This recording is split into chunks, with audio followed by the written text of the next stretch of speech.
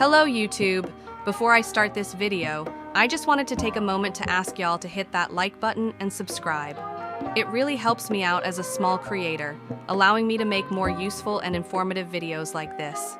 I always make sure to reply to comments, so if you have any questions, strategies, or even video requests, don't hesitate to drop them down below. Who knows, your suggestion might just be featured in a future video. But enough talking, let's dive straight into the video. Today I'm going to share the top pro tips that will help you reach the end of the game in the fastest way possible. Whether you're speedrunning, trying to be more efficient, or just looking for ways to survive longer, these tips will be game changers. One of the most important things to know is how far you can travel on a full tank of fuel. A full tank allows you to travel up to 14,000 meters, and it takes 4 coal to fully refill the tank. If we do the math, 80,000 meters, the total distance to the end, divided by 14,000 meters, means you'll need to refill around 5.7 times, which rounds up to 6 refills total. Since each refill takes 4 coal, 6 times 4 equals 24, meaning you'll need a total of 24 coal to reach the end. Knowing this is essential for planning your route efficiently, especially for speedrunning. A great way to start strong is to buy 3 coal and pick up 3 newspapers at the beginning. Prioritizing fuel over weapons is the smartest strategy early on. By doing this, you immediately remove 3 coal from your total needs, meaning you now only need 21 more coal to reach the end. This small trick will save you time and money, making it a must for anyone looking to maximize efficiency. Time is everything, especially when nightfall approaches quickly. Instead of wasting time climbing onto the train, you can jump on the side and clip into the seat. This lets you board instantly, saving precious seconds every time you hop on. When speedrunning or trying to escape from enemies, those few seconds can make all the difference. It's tempting to explore different buildings along the way, but most of them aren't worth your time. Random buildings usually have little to no valuable loot and will only slow you down.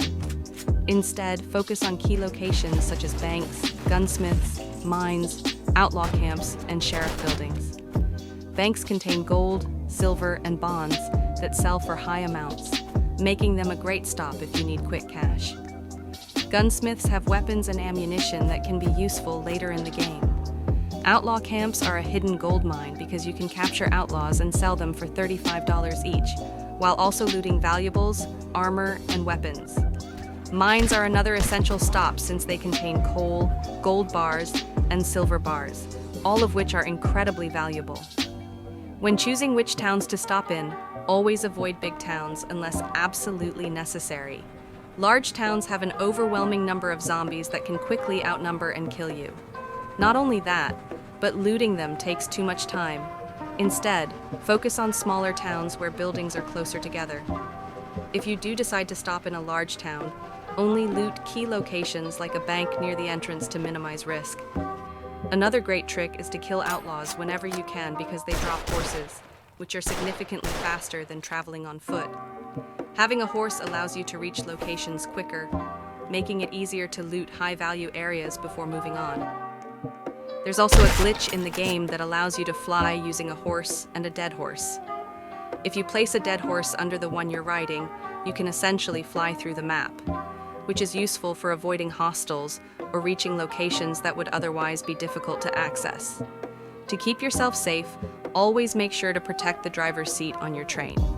Outlaws can spawn in without you noticing and ambush you, ending your run before you even realize what's happening.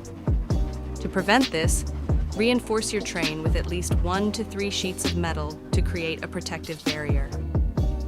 Another rare but important thing to look out for is unicorns. These rare creatures have only a 1% chance of spawning, but if you manage to find one, you can sell it for $150, making it a worthwhile investment if you come across one in a herd of horses, or if an outlaw happens to be riding one. When it comes to combat, one of the most effective tricks is swapping your guns back and forth, which allows you to shoot at a much faster rate. This is especially useful when fighting werewolves, which are currently the strongest hostile enemies in the game. Speaking of werewolves, if you ever find yourself in an emergency situation, you can stand on the chimney of your train. There's a bug in the game that prevents werewolves from detecting you when you're on the chimney, meaning they'll spawn but won't be able to locate or attack you. Another strategy to safely beat the game is to take advantage of the bridge at the very end.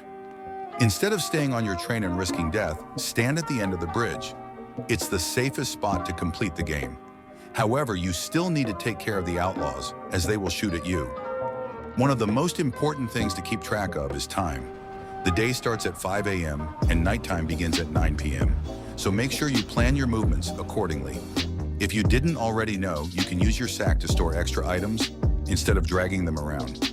Just store them in the sack and drop them when needed. Lastly, when approaching a town or the final area, it's always best to advance slowly. Hostile enemies have a specific detection range, and if you enter too quickly, they will immediately notice you. Instead, take your time and eliminate them from a distance to minimize risk. That's all for this video.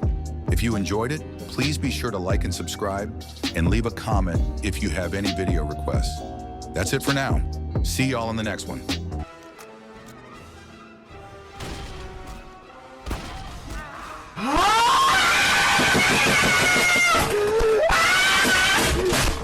좀 말하고 이 개씨발